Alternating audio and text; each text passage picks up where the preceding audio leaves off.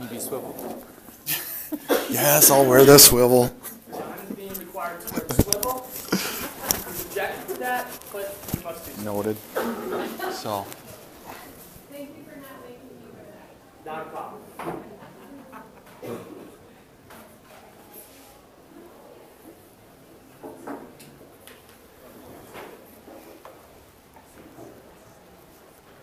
Right. So welcome to Think Tank Thursday. John Kraus, principal at KCTC, and we're here to talk about our passions. And I did this a few months ago. I talked about my passion for leadership, and I think we can have more than one passion, right? So my other passion, I'm sure this is going to resonate with at least 4 people in the room, but the rest are probably cringing a little bit, is some of you may know, many of you don't. My start was a math teacher, actually math and chemistry in Sparta schools about 20 years ago. And I really liked math. I don't know if this makes sense to you. Some of you it probably does. This is calculus, okay? So, and it looks like a foreign language, and in a way, I think it is. And it probably isn't relevant to you, right? You don't use that on your daily basis, and even though your math teacher told you need to learn this because you will. But if we can find ways to make the math relevant, I think we can make it easier for students. Just to interpret this a little bit, this is what's called an integral. And a process that you can follow will allow you to find the area under a curve between 2 defined points. Okay, so that's a simple explanation. Okay, big deal. Who needs to know what that area is? Well, if that's your profit in a company because this function defines your outputs and your inputs, that becomes more important. Or if you're a cancer patient, or maybe your family member is, and this represents the percentage of, people who've been responsive to a new drug, versus other side effects or risk, that becomes important too. So one of the things that I learned early, and I think I had some good fortune, is I liked math. I did. There are certain kids that do, and we pursue it. In fact, I liked it so much, people told me I was good at it. I believed them. I had 2 parents that are quite good at math. One's a teacher. My dad owns his own business in precision measurement and has some engineering background. My brother's a mechanical engineer. And so it sort of runs in the family. I would contend that math is pretty genetic. I had great math teachers. In the school that I was in, both elementary all the way up, I got selected into an advanced program in elementary and met with a small group of kids, kind of like the ATIP model that we have here. So I was pretty fortunate that somebody cultivated that talent. I took it so far as to go to this kind of little university up in the middle of nowhere in the Keweenaw Peninsula. And actually my degree is a Bachelor of Science in Mathematics. And I also got a teaching certificate with that. So I took classes that were just, I probably couldn't do the content anymore, but calculus is tough. The theory of calculus, oh my gosh, ring and field theory, linear algebra, all this non-Euclidean geometry. Things that I really don't use, even though I thought I might use them. So once I left there, I became a teacher of math. Got hired in Sparta, taught Algebra 1 up through calculus for about 4 years.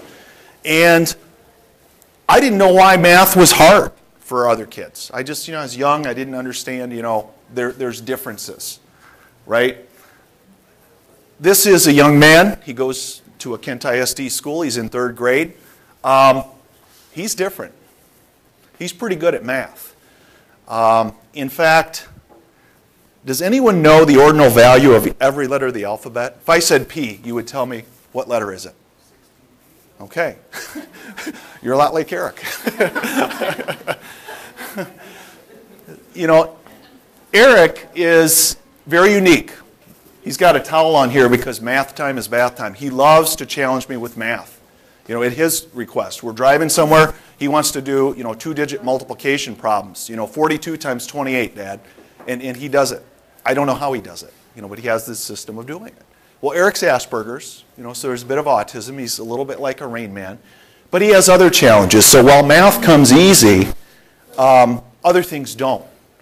Reading comprehension doesn't come easy for him. He's got some physical challenges in how he moves, some social, obviously with the Asperger's challenges as well. But he's pretty beautifully different.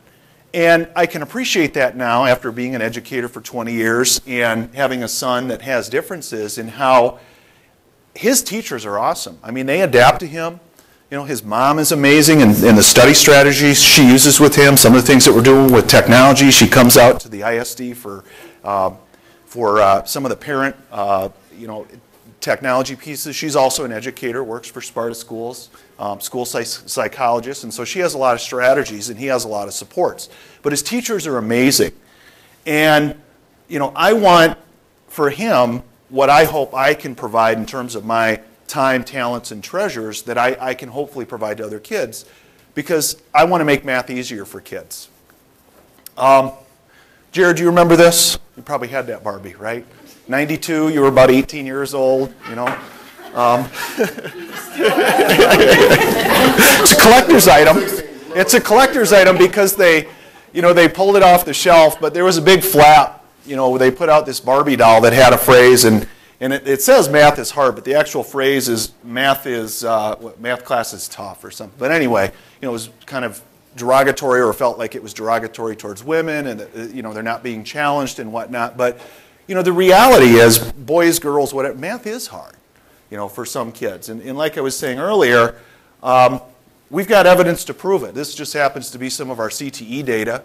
14.5% of students testing proficient on, this comes from the MME for high school students, but we can look at any math scores, right? And science is tied into that as well. And we know kids in the county struggle with math.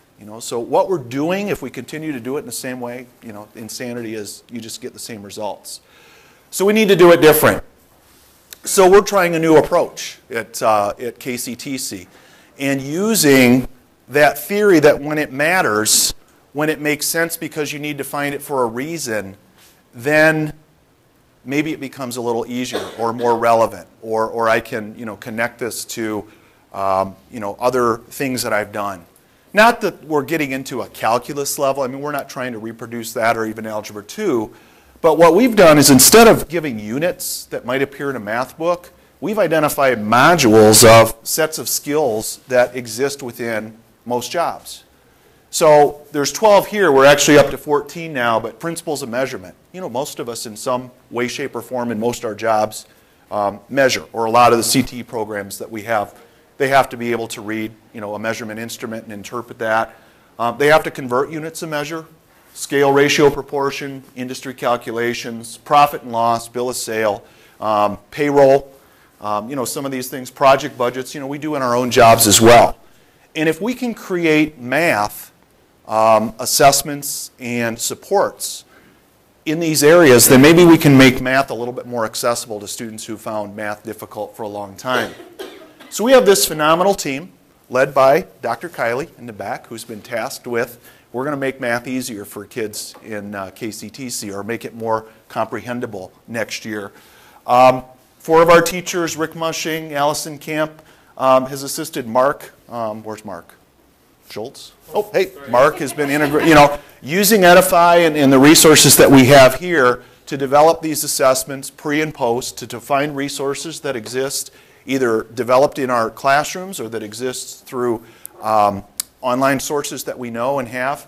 And we're a ways down the road. This was just a concept probably back in January, and a crazy idea that kind of got floated out there. We knew we needed to embed math in our programs, and now we're to the point where we've got items developed, we've got teachers who are piloting, we have some data in our classrooms, and by May 27th, we'll have every single one of our KCTC staff members have the opportunity to make selections of which modules fit best with their programs, know how to redraft items so that it's in more alignment with their programs, but again, showing the relevance of the standard type of math that most of us would use either in our daily lives or in our work lives.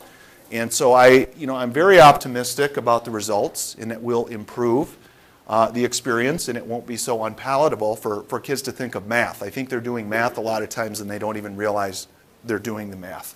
So I'm very thankful for the leaders that we have. Math is hard, but it doesn't have to be, if we just think about the way that we deliver it. So that's what we're doing. How can you help? That's one of the other questions. If you have ideas of modules that exist in your job that you would contribute and say, hey, it's not on the list, we can send a list out or share it out, or ideas of items that might fit within that. We're looking at trying to build this assessment bank that will help put math in context for students. So that's I guess, my challenge to you. There is a video of Eric doing math in there. I can show it, but I don't have to, where he's doing it's a little scary. This is just proud dad at this point, but who doesn't love kids, right? Math time is bath time. X minus 8 equals 18. R. So tell me how that works. X minus H. What's X? 24. And what's H? 8. So what's 24 minus 8? Oh, 16. And what letter of the alphabet is it? 18. Is it 18? Oh, say the problem again. X minus H Equals. 18. 16. So it's 16.